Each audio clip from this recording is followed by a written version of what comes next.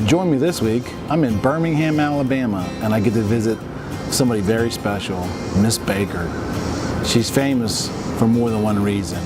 So journey with me and find out why she's famous. I bet you know her. If you like our content, make sure you hit the subscribe button and hit the bell button to be notified when stuff comes out.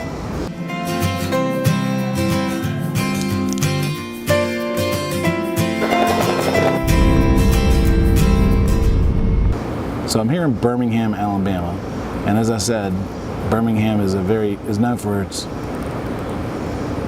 NASA background, but it actually was founded in 1871, and it got its name from the second largest city in the UK, Birmingham, and that's where it kind of got it from.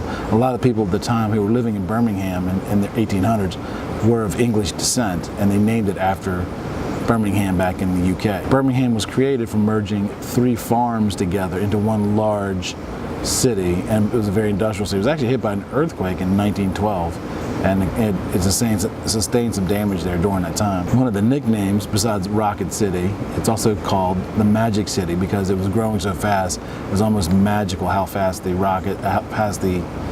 buildings and stuff would appear. But as I mentioned, the whole reason I was here was to see Miss Baker. And you probably know her. She is the squirrel monkey that they launched in space.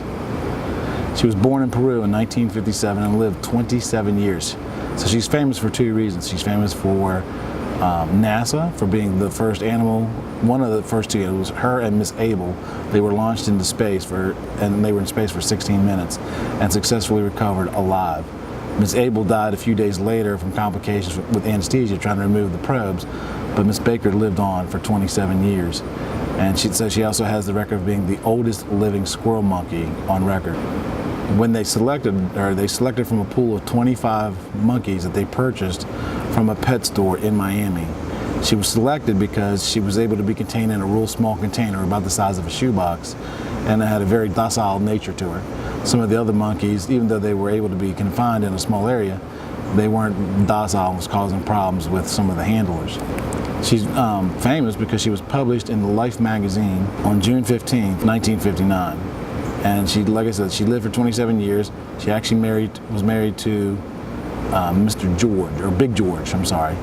And Big George passed away from her. So she lived for quite a long time, and they celebrated her birthday every year and her anniversary of shooting up into space. So I'm here in Birmingham, Alabama, and I had some extra time, so I wanted to go visit the U.S. Space and Rocket Center.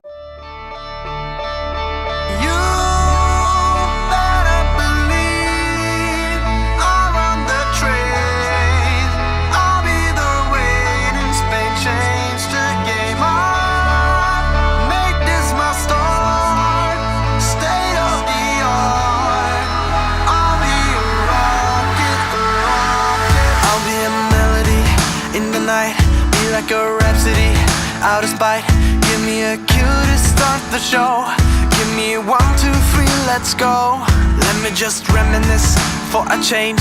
Give you the genesis of my range. And when the whole world starts to fall, I'll be the one rising up, standing tall. They got me like uh-oh, uh-oh. They got me like uh-oh, uh-oh. They got me like uh-oh, uh-oh. They got me like uh-oh, uh-oh. You better believe I'll run the train. I'll be the rain in Spain, change the game up. Make this my start, state of the art. I'll be a rocket, yeah.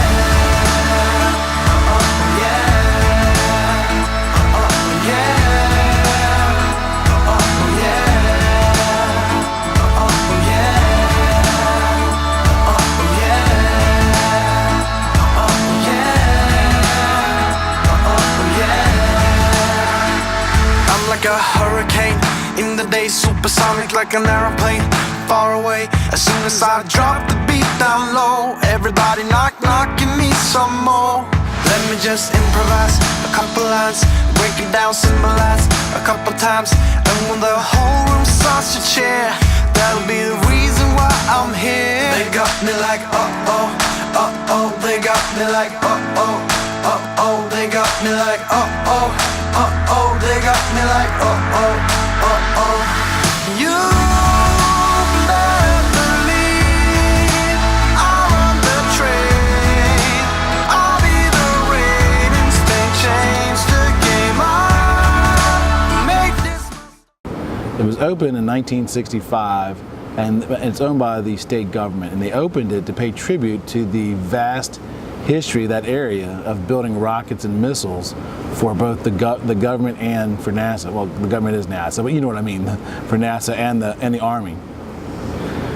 There are over 1,500 artifacts here, including missiles, rockets, helicopters, engines, test simulators, Airstream trailers, models, all kinds of cool stuff, man.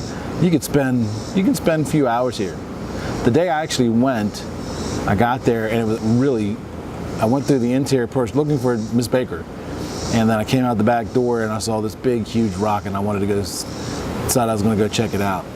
That's when the skies decided to open up and it started pouring, so I had to wait for it to stop raining, which was about 30 minutes.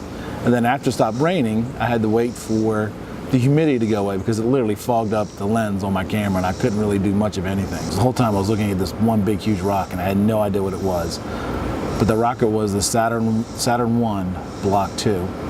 This thing was the precursor to the Saturn V. It was the first rocket that was solely designed for space exploration. All the other missiles up to that time were missiles designed for military use that they just converted into space exploration.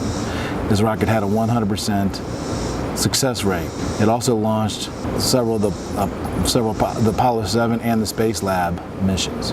It is 189 feet tall. It weighs 1.12 million pounds. It also serves as a very good umbrella because as I was waiting for the rainstorm to stop, I was actually underneath of this thing waiting for it to stop. So it makes it a really good umbrella. Very big, very expensive umbrella, as a matter of fact. The Saturn V rocket, which is inside the Saturn V hull, they have actually a model and a real Saturn V rocket.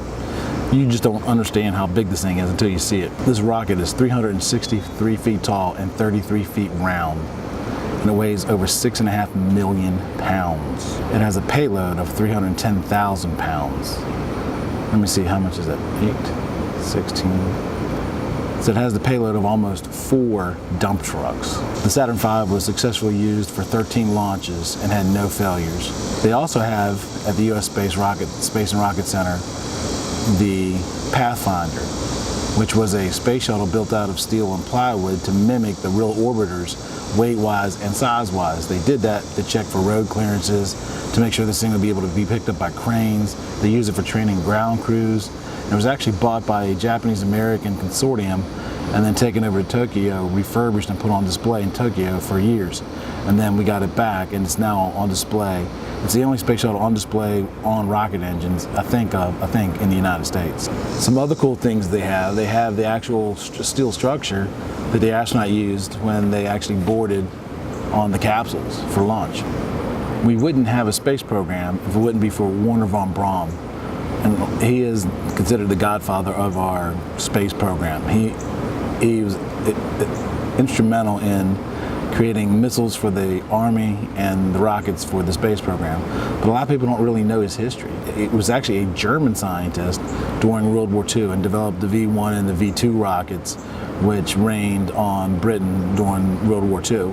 After the war was over, the U.S. swooped him and 1,600 other scientists up secretly and brought them back to the U.S. for the missile and rocket programs the U.S. wanted to do. A lot of people don't realize, a lot of people know that he did invent the rockets, but he also worked very closely with the Army with their missile program and helped develop many of their missiles for wartime. And if you go into Rocket Park, they have over 27 different types of missiles that he helped develop, design, and actually manufacture and test for the Army. So what's your favorite place to visit in Birmingham? And this is the obvious place to visit.